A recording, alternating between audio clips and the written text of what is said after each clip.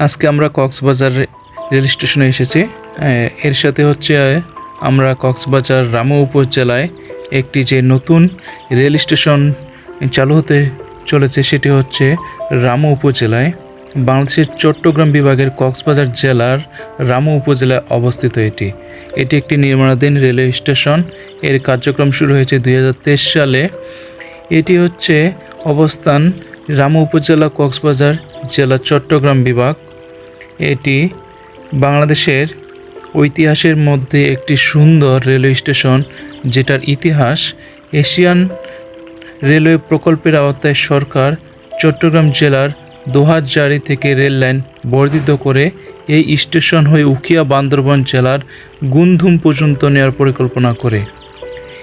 এই মহাপরিকল্পনার আওতায় Ramu railway station থেকে আরেকটি রেল লাইন পর্যটন বিকাশে কক্সবাজার জেলা সদর পর্যন্ত নেওয়ার পরিকল্পনা রয়েছে।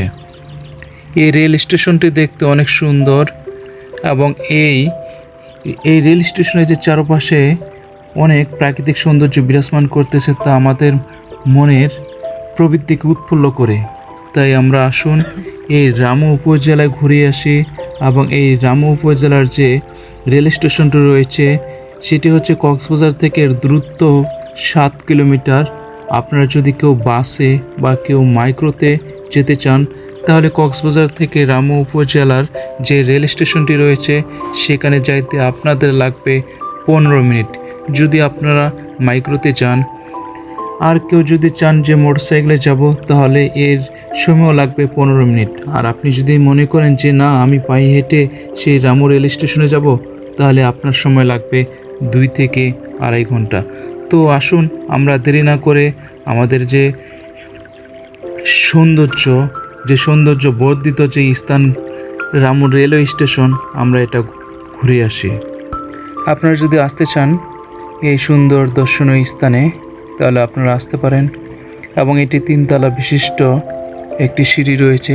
সেখানে আপনি উঠলে আপনারা দেখতে পাবেন যে এখানকার যে প্রকৃতির মনোমুগ্ধকর চারপাশের যে শস্য শ্যামলা সবুজ ধান ক্ষেত এবং রেল স্টেশনের ভিতরে যে সুন্দর মনোমুগ্ধকর পরিবেশ সৃষ্টি হয়েছে সেটা আপনারা নিজেদের চোখে দেখলে বুঝতে পারবেন।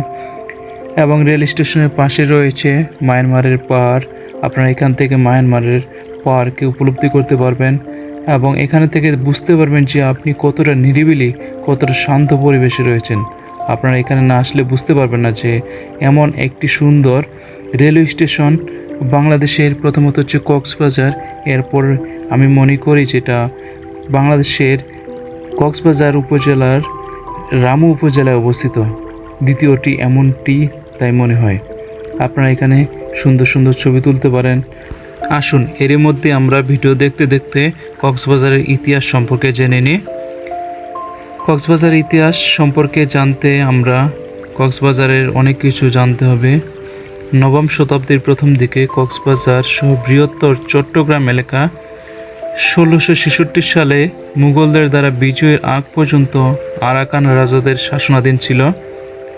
যখন মুঘল যুবরাজ শাহ সুজা বর্তমানে পার্বত্য অঞ্চল দিয়ে যাচ্ছিলেন কক্সবাজারের আরাকানে যাওয়ার পথে তিনি সেখানকার মনোরম ও মনোমুগ্ধকর সৌন্দর্যে আকৃষ্ট হন।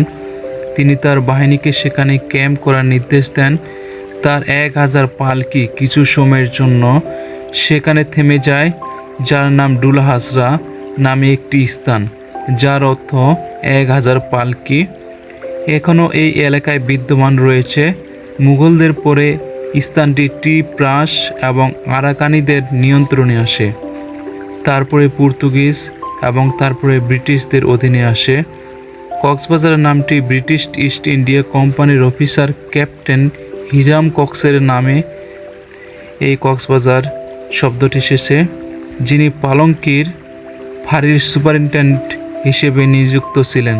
তিনি ওয়ারেন হেস্টিংসের স্থলাভিষিক্ত হন, যিনি 1773 সালে ব্রিটিশ ইস্ট ইন্ডিয়া কোম্পানির আইন অনুসরণ করে বাংলার গভর্নর হন। কক্স এই এলাকায় আরাকানি উদ্বাস্তুদের পুনর্বাসন ও বসতি স্থাপনের কাজ শুরু করেন।